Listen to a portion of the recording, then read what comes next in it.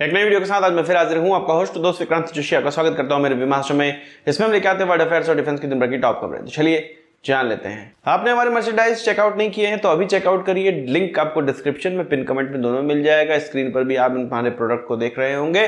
Screen पे WhatsApp number भी मिल रहा होगा, इस पर आप हमसे संवाद कर सकते हैं, डिस्काउंट प्राप्त कर सकते हैं। अगर आपको कुछ समझ में नहीं आ रहा है कैसे बुकिंग करना है, ये सारी चीजें आप समझ सकते हैं। हमारे मर्चेंडाइज को खरीदने से आप हमारे देश के जवानों की भी हेल्प करते हैं। वो कैसे, हमारी वेबसाइट पर आप पढ़ सकते हैं। हम जानते हैं कि भारत और अमेरिका के बीच में इंजन के निर्माण को लेकर एक करार हुआ है जो कि आगे चल के अंजाम दिया जाएगा। इस करार के तहत जी के इंजन F414 को HAL के द्वारा बनाया जाएगा। कुछ 500 की क्वांटिटी में बनाया जाएगा जिसको कि हम तेजस MK2 में लगाएंगे। साथ ही साथ आगे चल के AMCA के प्रोग्राम में भी इसका इस्तेमाल किया जा सकता है अगर भारतीय कोई इंजन डेवलप नहीं हुआ तो। इसके अलावा भारत के पास एक रोल्स रॉयस का भी प्रोग्राम है या ऑफर है, पर अब हमें एक नया ऑफर मिला हुआ है जो कि नया नहीं पुराना ही है, पर ये कुछ ज़्यादा अपडेटेड हो गया है और ये कुछ ज़्यादा भारत के लिए फ़ायदेमंद हो गया है। असल में सैफरन के द्वारा भारत को नया इंजन प्रोजेक्ट किया गया है। इस नए इंजन की खास बात ये होगी कि सैफरन और भारत दोनों ही मिलके काम डिस्ट्रीब्यूट कर लेंगे और एक कोलैबोरेटिव इंजन निकलकर सामने आएगा जिसमें कि भारत को उसकी पूरी टेक्नोलॉजी का हक होगा। असल में HAL की एक टीम फ्रांस में है, पेरिस में है एक एग्जीबिशन के लिए, और वहीं पर ये सारी जो डिस्क्रिप्शन है, ये जो ऑफर है वो भारत के सामने रखा गया है। यहाँ पर वो ये तो कह रहे हैं कि पूरी टेक्नोलॉजी ट्रांसफर वो करेंगे, पर यहाँ पर ये भी क्लियर नहीं है कि वो अपने इंजन की, जो कि राफेल में लगा होता है जिसका कि कोर M88 है, उस इंजन की कोई टेक्नोलॉजी हमें देंगे या नहीं। अगर भारत उनके साथ मिलके कोई नया इंजन डेवलप करता है तो वो तो ऑलरेडी भारत के पास इंटेलेक्चुअल प्रॉपर्टी आ जाती है। यहाँ पर ये क्लियर नहीं है कि सैफरन के द्वारा हमें क्या चीज़ दी जाएगी, कितनी दी जाएगी, वो हमारी क्या हेल्प करेंगे। क्या केवल भारत के पैसों से या भारत का दिमाग इस्तेमाल करके वो एक नया इंजन बनाना चाहते हैं जिसका कि इस्तेमाल वो खुद भी कर सकें, क्योंकि हम जानते हैं कि सैफरन का जो जेट इंजन है वो उतना काबिल इंजन नहीं है जितना कि रोल्स रॉयस के पास है, जितना कि GE के पास है। तो हमारे अधिकारी ये सारी चीज़ों को देखेंगे और उसके बाद ही इस पर कोई निर्णय हो सकता है। यहाँ पर हम ये सोचते हैं कि किसी दूसरे कंपनी के साथ हाथ क्यों मिलाना, दूसरे देश के साथ हाथ क्यों मिलाना, हम तो खुद ही इसको बना सकते हैं। भारत के अंदर बनाना चाहिए, चाहे 10 साल ही क्यों ना लग जाए, पर हमें बनाना ही चाहिए। ऑलरेडी इसमें हम लोग 20 से 30 साल खर्च कर चुके हैं और आगे भी कोई भी ऐसी उम्मीद नहीं लग रही है कि हम अकेले इसको डेवलप कर सकें। वो किस कारण से मैं आपको आगे बताऊंगा। चीन भी इसी कारणों में फंसा हुआ है और भारत अगर इंजन डेवलप भी कर लेता है तो भारत को भी परेशान करने के लिए इस तरह की चीजें की जाएंगी। बात करते हैं वैगनर ग्रुप की, जो कि रशिया की एक कॉन्ट्रैक्टर आर्मी है, मिलिट्री कॉन्ट्रैक्टर है, जो कि किराए पे लड़ती है, पैसों के लिए लड़ती है, आपको पता ही है। और अभी 2-3 दिन पहले इसके द्वारा कूप किया जाना था, पर पुतिन के आगे इनकी एक भी नहीं चली। इसके चीफ को बेलारूस भेज दिया गया और जो भी लोग इसमें इन्वॉल्व थे वो फिर से रशिया के लिए लड़ने लगे हैं और अपने अपने बेस तक पहुंचा दिए गए हैं। इनमें अब गोरखा भी भर्ती हो रहे हैं, नेपाली गोरखा भी भर्ती हो रहे हैं, और ये नेपाली गोरखा, इनमें ज़्यादा संख्या उन सैनिकों की है जो कि नेपाल आर्मी के लिए सर्व कर चुके हैं। असल में द डिप्लोमेट को एक नेपाली गोरखा ने, जो कि नेपाल आर्मी में सर्व कर चुका था, जो कि दुबई में एक सिक्योरिटी एजेंसी चलाता था, वो इस भर्ती के लिए गया हुआ है या इस भर्ती में शरीक हो रहा है या वैगनर ग्रुप की तरफ से लड़ रहा है, रशिया की तरफ से लड़ रहा है, यूक्रेन वॉर लड़ रहा है। उसका ये कहना है कि रशिया के द्वारा लुक्रेटिव ऑफर्स दिए जा रहे हैं। जो भी वैगनर ग्रुप को ज्वाइन करेगा या रशिया के लिए लड़ेगा 1 साल तक के लिए, उसको रशियन सिटीजनशिप मिल जाएगी। और नेपाली लोगों में रशियन सिटीजनशिप बहुत अच्छी मानी जाती है। कुछ 100 से भी ज़्यादा नेपाली नागरिक या नेपाली यूथ वैगनर ग्रुप को ज्वाइन कर चुका है और अलग अलग जगह लड़ रहे हैं। हम जानते हैं कि नेपाली गोरखास की भर्ती भारतीय आर्मी में होती रही है, पर विगत 1-1.5 सालों से ये नहीं हो पा रही है, क्योंकि अग्निवीर प्रोग्राम जो आया है, जिसमें कि ज़रूरी नहीं है कि सभी लोगों को परमानेंट नौकरी मिल जाए, उसी के तहत नेपाली गोरखा या नेपाल की सरकार इस भर्ती में भाग नहीं ले रही थी और इसीलिए 1-1.5 साल से उनकी कोई भी भर्ती नहीं हुई है। तो नेपाली गोरखा यूथ को ये काफ़ी अट्रैक्ट कर रहा है कि वो रशिया जाकर लड़ेंगे, अच्छे पैसे पाएंगे और रशियन सिटीजनशिप भी पा जाएंगे अगर वो जिंदा रहते हैं। तो आपका क्या कहना है इस चीज पर, कमेंट बॉक्स में जरूर बताइएगा। बात करते हैं पाकिस्तान की। जैसे ही भारत ने अमेरिका से प्रेडेटर ड्रोन लेने का जो MOU है उसको साइन किया था, हालांकि ये डील अभी साइन नहीं हो पाई है क्योंकि इसका जो प्राइस नेगोशिएशन वो अभी भी चल रहा है।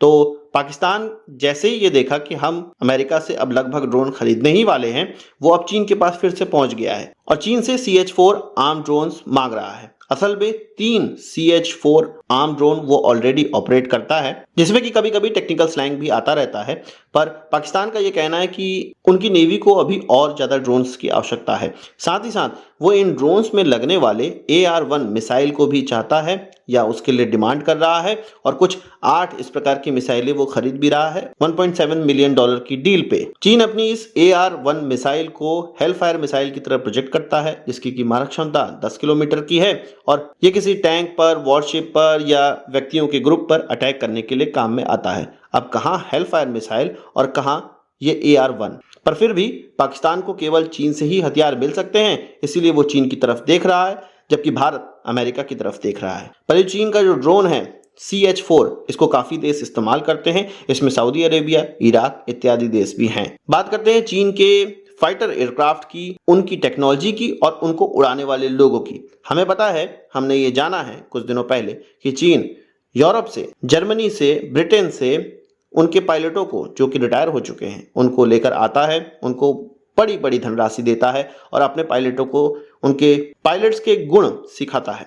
साथ ही साथ वो ये चीज़ों को भी जानने का प्रयास करता है कि कैसे वेस्टर्न कंट्रीज प्लानिंग करती हैं, कौन से प्रोटोकॉल का पालन करती हैं। इन सारी चीज़ों को वो अपने वेस्टर्न पायलट से अपने पायलटों को सिखाने का प्रयास कर रहे हैं और कई बार ये खबरें हमने सुने हुए हैं। पर चीन को अपने जेट्स के लिए भी इसी प्रकार के लोगों की आवश्यकता है जो कि उनकी जेट्स को और ज़्यादा बेहतर बना सके। हम जानते हैं कि चीनी जेट्स की एक सबसे बड़ी खराब बात यह है कि वो चाइनीज़ इंजन नहीं लगा पा रहे हैं।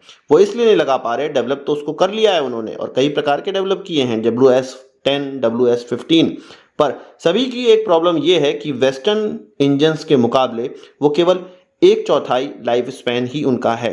यानी कि अगर वेस्टर्न इंजन कोई 10 साल चलता है तो उनका इंजन केवल 2.5 साल ही चलता है। ये होता इसलिए ऐसा है क्योंकि चीन ने कॉपी करके इन इंजन को डेवलप तो कर लिया है, पर इसकी मेटलर्जी इतनी अच्छी नहीं है, इसकी क्वालिटी इतनी अच्छी नहीं है कि वो लंबे समय तक टिक सके। और इसका सबसे बड़ा कारण ये है कि इंजन को बनाने वाली जो मशीनें हैं, इंजन के पार्ट्स में इस्तेमाल होने वाले जो मटेरियल है, उसमें आज भी ऐसे देशों का ही अधिकार है जो कि चीन को हथियार या इक्विपमेंट सप्लाई नहीं करते हैं, जैसे कि जर्मनी, जापान, साउथ कोरिया इत्यादि। इन सभी कंपनियों ने जो कॉम्प्लेक्स मशीन टूल है, इक्विपमेंट्स है, वो तियानमेन स्क्वायर के मैसेकर के बाद चीन को प्रतिबंधित कर दिया था।